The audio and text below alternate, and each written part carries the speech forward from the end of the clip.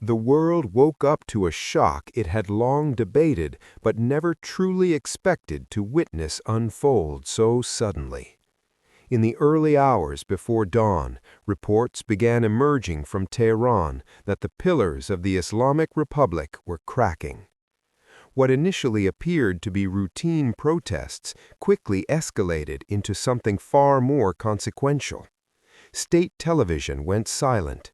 Internet blackouts spread unevenly across the country. Senior military commanders disappeared from public view.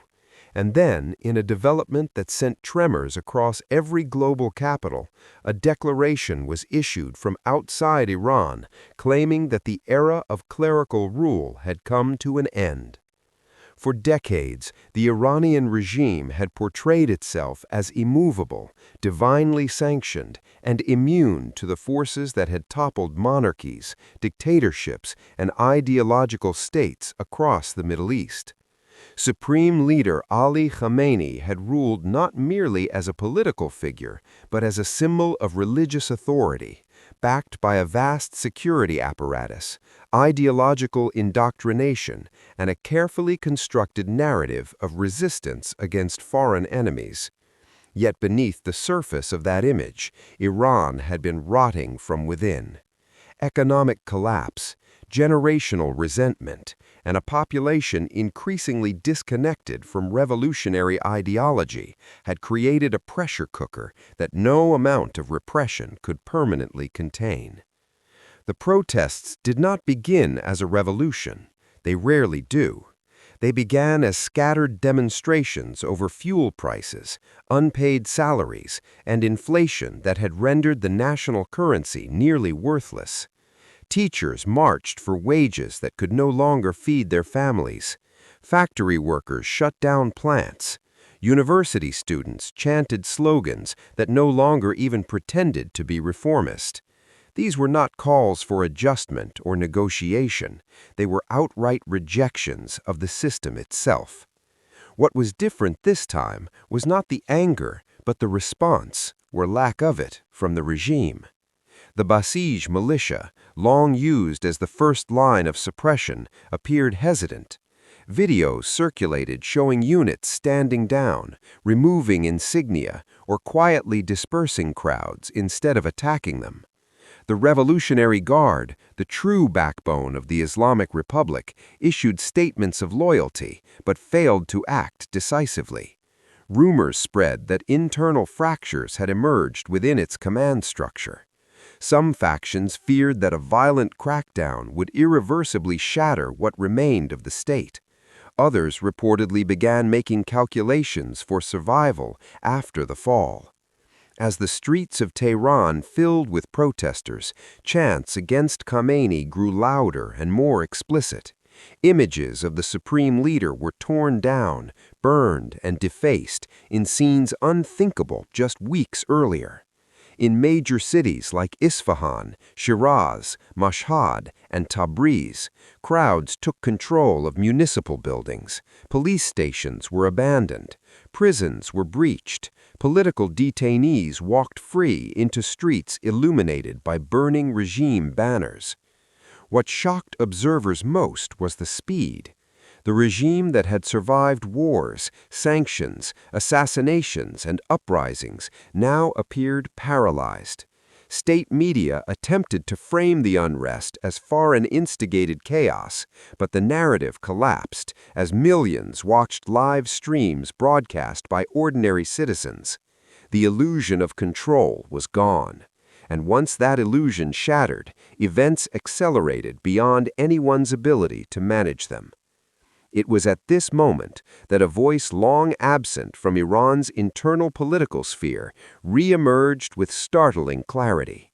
From exile, the Crown Prince of Iran addressed the nation. For years, his name had been dismissed by regime loyalists as irrelevant, a relic of a bygone monarchy.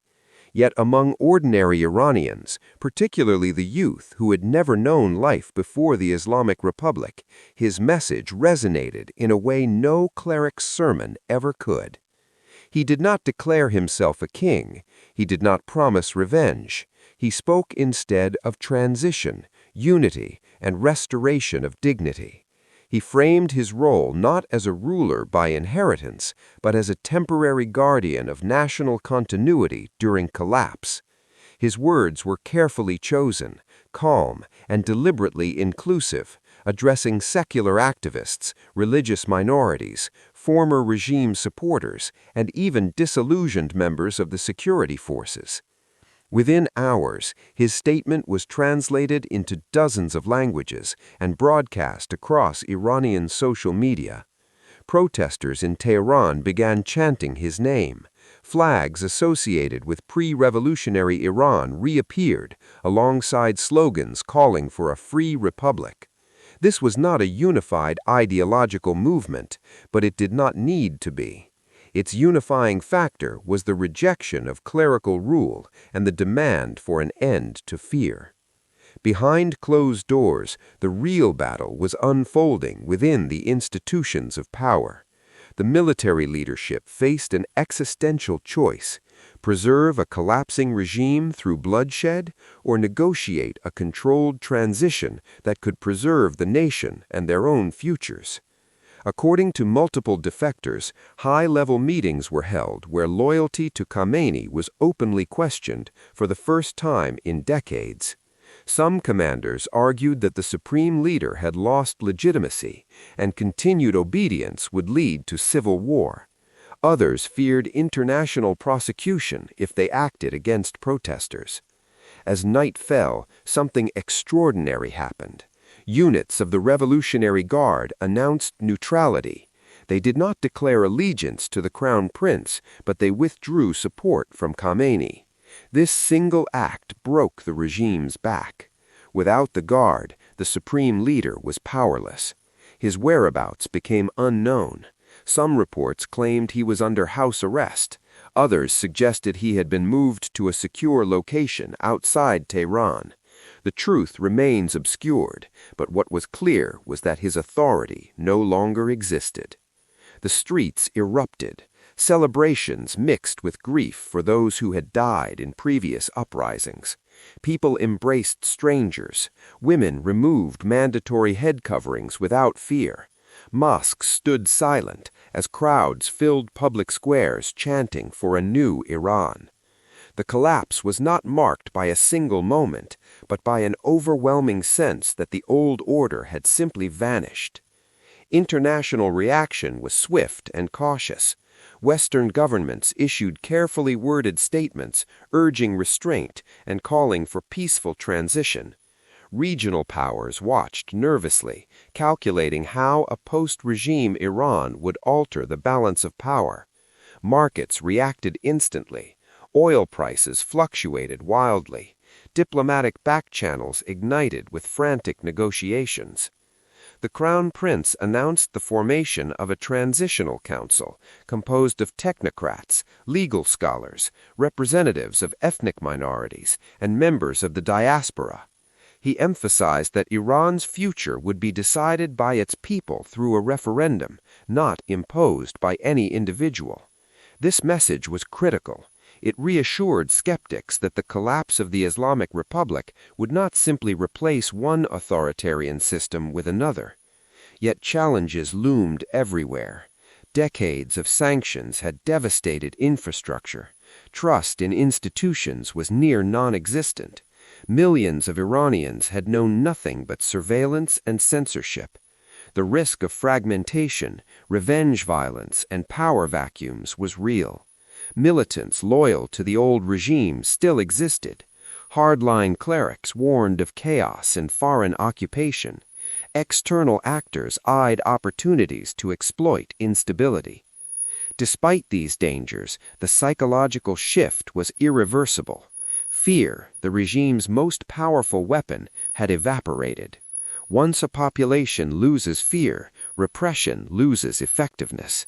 This was the moment the Islamic Republic had always feared and tried to prevent, and it had finally arrived.